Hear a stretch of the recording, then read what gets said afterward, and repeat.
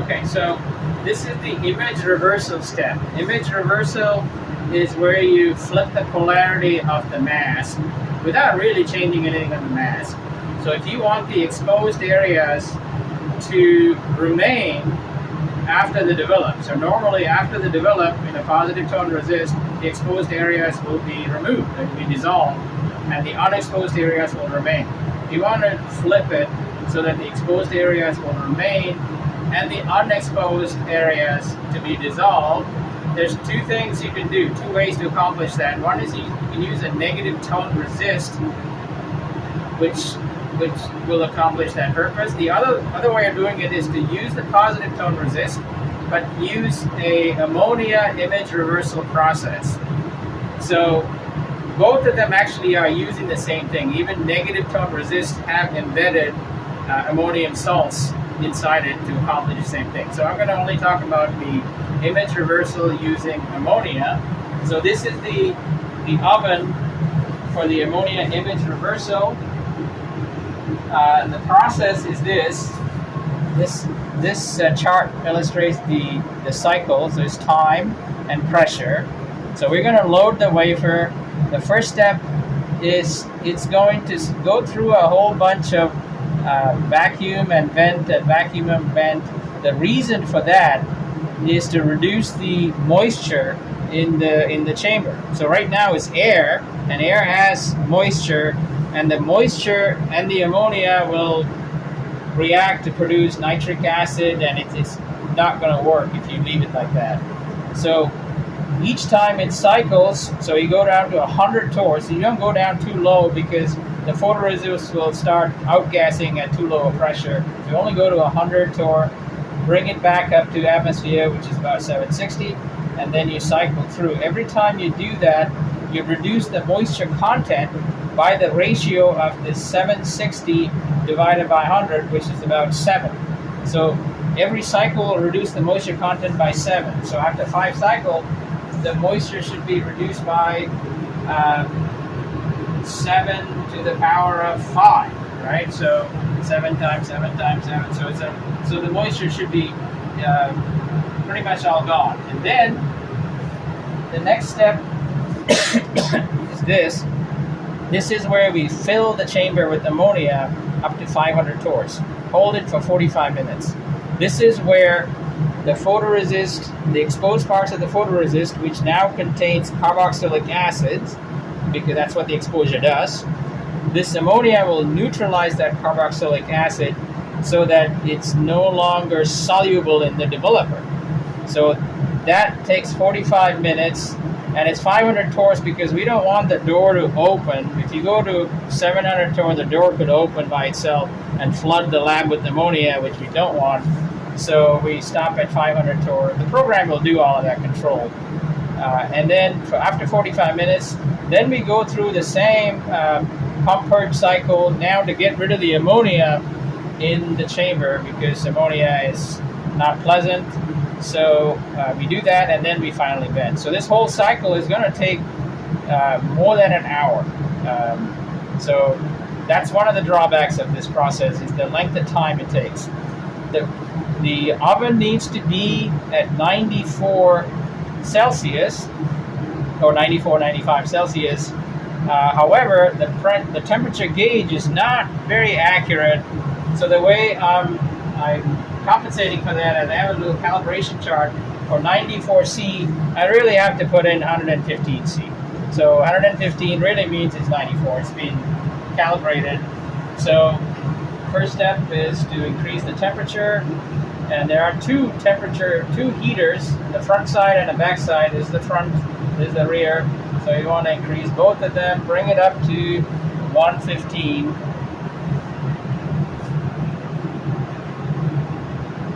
And it'll take a little bit of time for it to warm up. So you want to do this ahead of time before even doing the photoresist exposure, so this would be ready. All right, so it's set to 115, which is really 94 degrees. And so there's a checklist here you can read. Exhaust ballast, there is an exhaust is basically for cooling the electronics. It's not so critical. There is this plastic ballast, the same kind of ballast that we have everywhere. Open that. The second step is to set the temperature, which we just did.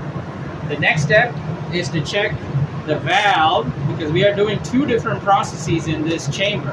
One is HMDS, the same HMDS that we use for spin coating. You can also apply HMDS by vapor. That's called vapor priming instead of liquid priming.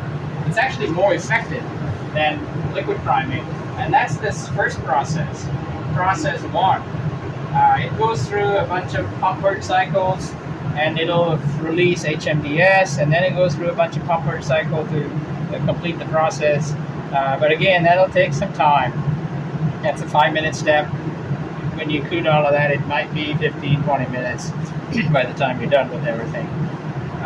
So that's one process. This is the process we are running, process 2.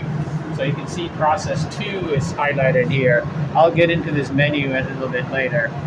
But on the checklist, check the valve, meaning that it's actually connected to ammonia, and there is a valve in the back, a black valve.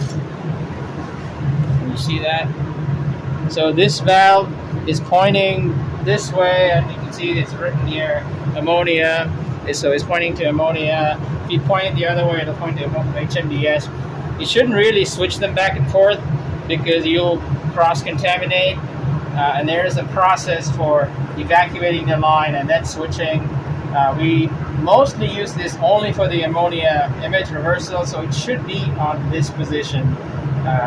And then there is a gauge here for ammonia pressure.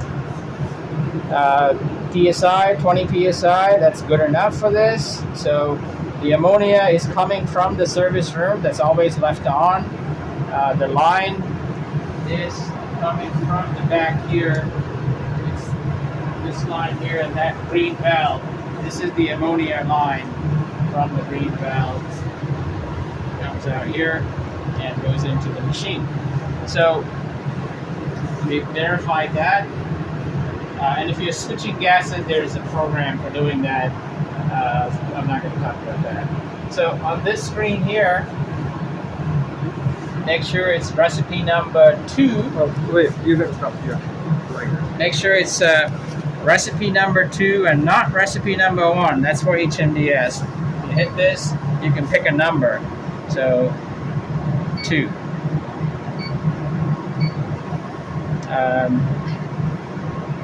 And I think there is not much else. The only other thing that you can do is do nitrogen purge. If you want to run nitrogen through it, you can hit that.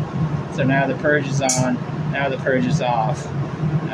That's really the only other thing. And you can get it to program mode, to program number of cycles, the pressures and times. All of that can be done. We don't need to go into this because this program is well defined, and we run this many times and it works. So that's set. We got to turn on the vacuum pump. The vacuum pump is sitting down here. This is the vacuum pump. The power is all connected, but it's not running until you turn on the switch. So turn this on. You'll see a little light to say that the pump is running, because in the noise in the lab you won't know, you won't hear it running that obvious. So I put a light here, so when you're done, you got to turn this off. So the wafer should be loaded into this, so you can see inside. You could load one wafer, or if you have a whole bunch of wafers, 10 wafers, you can use a tray. You can stack them all in here and load it together. There's many ways to do it. In our case, we're just going to load the wafer 1 on the tray here, and we'll wait for the temperature to come up, and then we'll start the process. So temperature is come up to 115. This is almost there. It's the front and the rear. There's 2 heaters.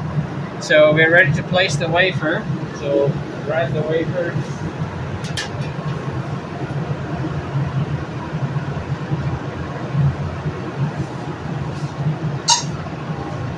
And since it's a single wafer, you can just place it like that right in the center of the of the oven and close it. There is a little latch. Close it. And now we can start the program, and all you have to do is press start. There's no error messages, everything's looking good. Start. So it's going to wait for a few minutes to warm up the wafer and warm up the door, because we just opened it, so there are some parts that might have cooled down. So it's going to wait for a few minutes, and it's going to warm up. And after that, it's going to go through this cycle. So we'll watch the cycle as it's going through.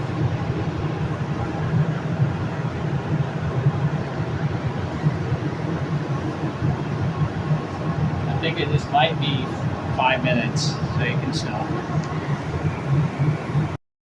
So now it just started. Now it's doing the first vacuum step. So there's the pressure. So it's going through this cycle first. It gets down to 100 torrs. You'll see here, we'll watch the pressure.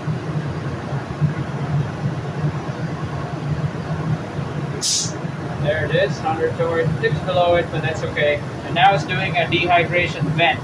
It's venting it, bringing it up to 500 torrs. So it's going to go through it 5 times. So the pressure comes up.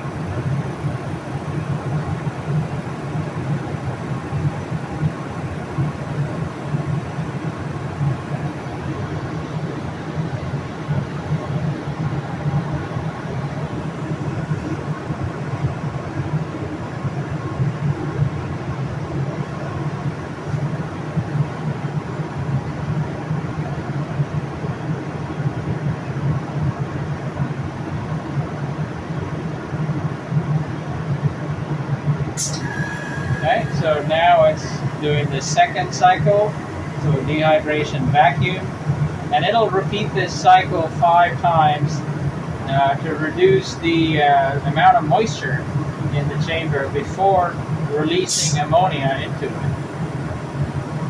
So this will take maybe 5 minutes. Yeah, keep it running. It's gonna have to pass.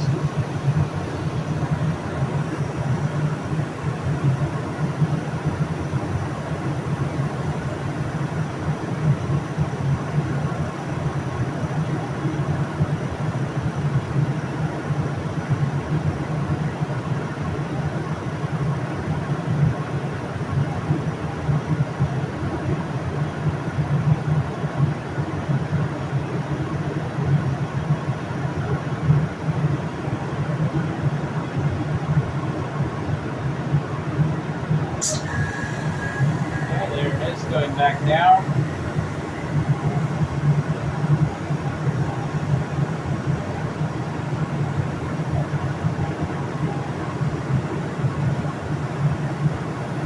It's vent. The temperature might fluctuate a little bit. It shouldn't be more than a couple of degrees because it's venting cold nitrogen, then maybe it'll cool off. So not that abnormal, but it should stabilize eventually.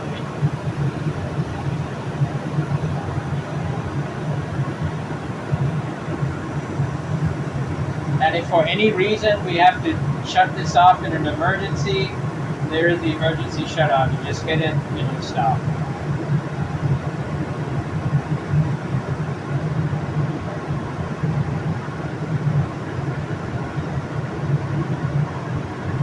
At this stage, this door lock is not really necessary because the chamber is under vacuum, so if you open it, it shouldn't really change anything.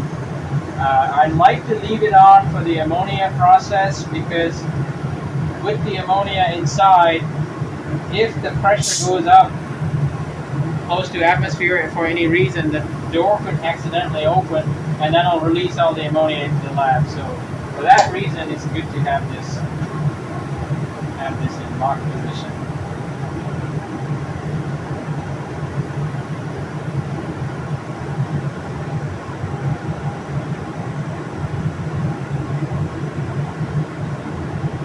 So after 5 cycles, then the next time it's not going to, the last cycle is not going to vent with nitrogen, it's going to release ammonia instead of nitrogen. Bring it up to 500 torr, and after that it won't pump, it'll just stay at 500 torr. And take a note of this ammonia pressure. Right now it's about 20 psi.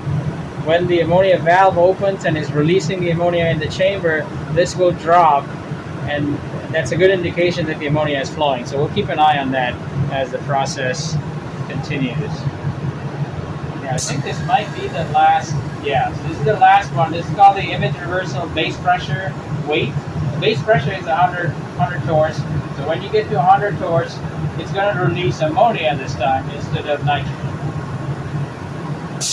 There it is. So now it's waiting for the process pressure. Okay, this didn't drop too much, but I can see it's wobbling a bit. It's releasing the ammonia. Pressure is coming up. It should stop before it gets to 500 torrs. We want to make sure it doesn't keep on going. If for any reason it keeps on going towards 600, we got to do an emergency stop. There it is. It stopped. So stop just short of 500 torrs. It's in the image reversal state. That's this middle state, 500 torrs, 45 minutes. And there is a clock running. That's this exposure time, 2684. That's the number of seconds in the process that's remaining. So it's going to wait, and then it's going to go through the remaining cycles after 45 minutes. So we should not leave this machine until we reach this stage. So right now we can step away for under 45 minutes and be back here before it gets to the end. The danger is that there's ammonia inside the chamber. If for any reason the door opens, it's going to vent all that ammonia outside, and that's not good. So it looks good, nothing is abnormal, so we can step away and be back here before the time is up. So it's almost done. This is 50 seconds remaining, and where it's at, it's right at the end of this 45-minute cycle. So it's going to go through a bunch of pump purge cycles to remove all traces of ammonia out of the chamber before it vents and opens the door. So we'll watch for that. So that's going to happen any second now. Everything has been stable. Pressure rose slightly from 490 to 565. It's still below atmospheric pressure, but this is why I have the latch. In case it accidentally opens, we don't want to release that ammonia outside. So the latch is there to protect it. Once it starts the next cycle, I can release the latch. Okay, so it's done. Okay, starting vacuum after process. That's the first vacuum out. It gets down to 100 torrs.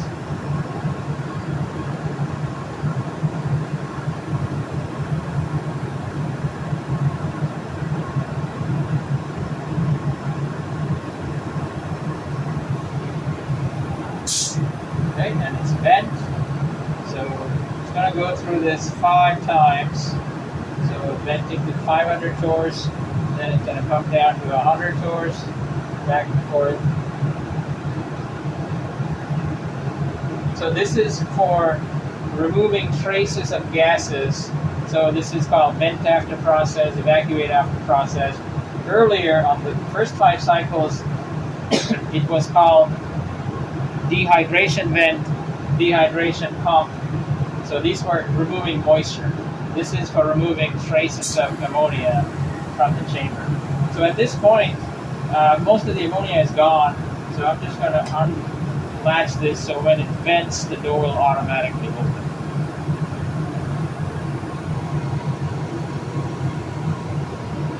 While it's running, we can stop the process at any time. If it's an emergency, we should, of course, hit this. It'll shut off the power. But we can stop the process at any point by hitting reset. If I hit reset, it's just going to stop right here. You can do that also in case of an emergency. But that'll keep the power on. This is basically, it's like a abort process if you hit reset.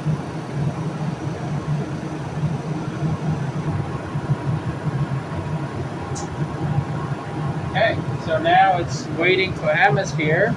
You've got to 500 torr, and it's just going to keep on going until it gets to atmosphere, and the door should open on its own.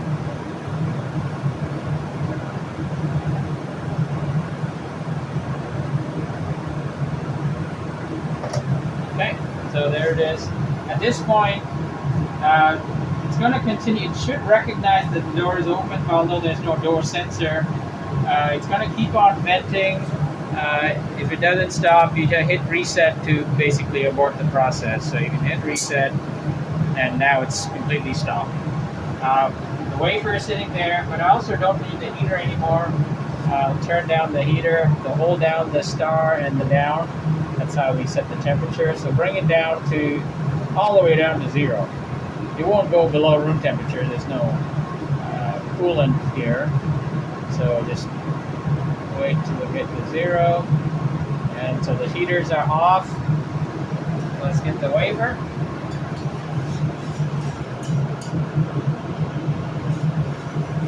So the ammonia image reversal has been completed.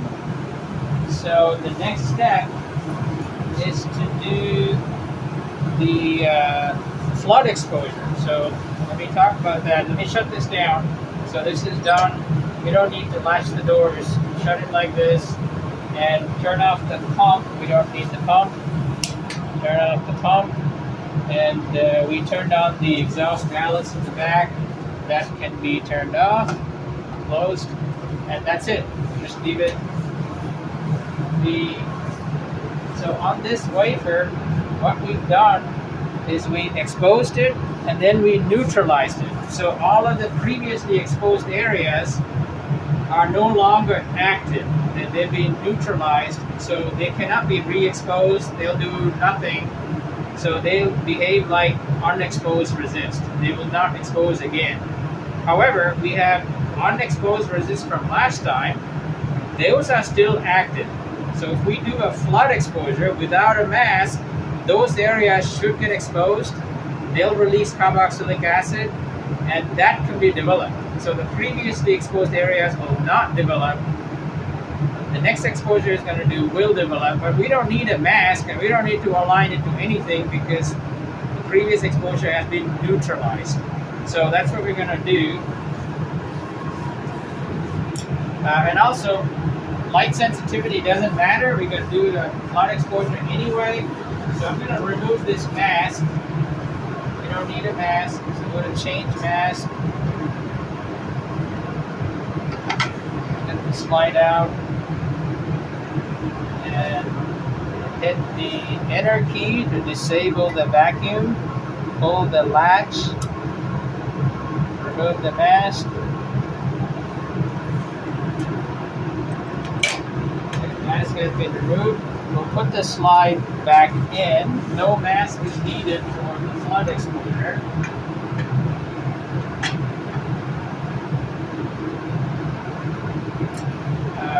Use a change mask. It'll say there's a loss of vacuum in the mask because there's no mask. That's okay. Just ignore it. And then we are ready for flood exposure. Now, remember when we cycled through the recipe, there was a flood exposure mode. So, okay, how much time do we need? It doesn't really matter at this point. Longer is better because we're just trying to expose everything remaining. So I'm just going to make it 60.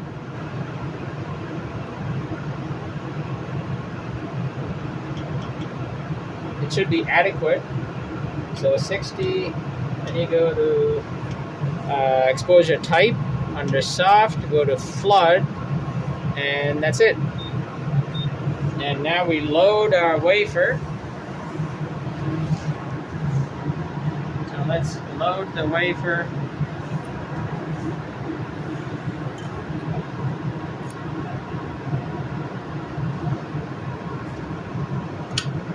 Hit load, and then enter to engage the vacuum. Insert, let it click, and now when we hit enter, it's not going to do any wedge error. There's no mask. It's just going to go straight to the flood exposure. So there is lifting the wafer, and there's the lamp, and there's the flood exposure, and there's the clock running. for 60 seconds, and the intensity is at 17, so that's good. So this is one way of doing flood exposure. It doesn't have to be done this way. This is a calibrated lamp, and the beam is uniform, so this is a good way of doing it. But I have another tool you can do if the mask aligner is not on, and you don't want to turn on the lamps and all that, and you're not running low on nitrogen. This is a UV exposure tool that I built. It's got UV LEDs, a bunch of UV LEDs, and you can put your wafer here and stick it in there and do the exposure. You just need to plug it in. We plug that in, it comes on. There it is. Now the UV is on. You can see it almost. See that UV. We can measure the intensity as well. So we need to know what the intensity is. Right, let's get back to this. I'll turn this on for a second. So this process is done. It says pull slide, unload the exposed wafer. So now the next step is develop. We can do a post-exposure bake just to be consistent with what the steps we've been doing, so I'll just do that anyway. 90 seconds. We'll leave that running. We'll switch off. Yeah, so we can turn off the mask aligner. So the steps for turning off the mask aligner, if you did the alignment, we got to reset the micrometers. But we didn't do any alignment, so that it doesn't have to be adjusted. Now we are on flood exposure. We don't want to forget, and next time if you forget it, it's going to just do flood exposure. You don't want that, so put it back to the exposure times. I think we did 35. I'll leave it at,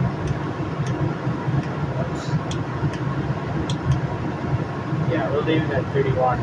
And instead of flood exposure, I'm going to leave it on soft, and yeah.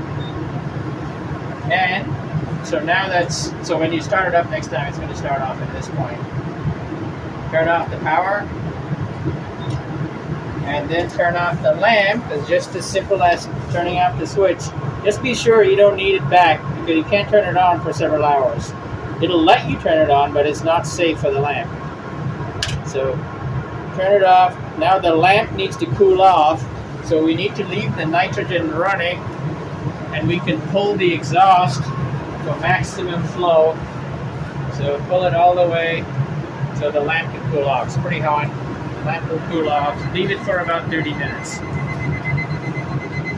Let's get this wafer.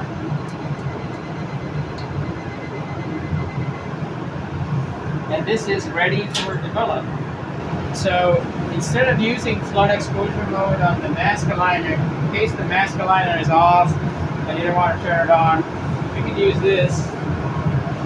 So this is just a home built bunch of UV LEDs, and you can put the wafer in here. To turn it on, just plug it in. That's all there is. Plug it in, it comes on, but it's the intensity is not controlled. It's just kind of running in open loop mode. You can measure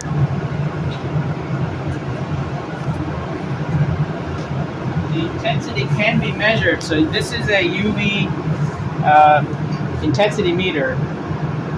It's calibrated for 365, I believe. Yeah, 365. So we can turn that on and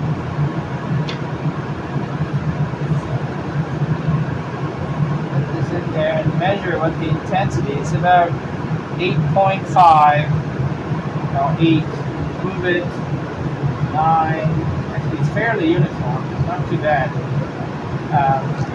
So this is roughly half of the intensity of the mask aligner.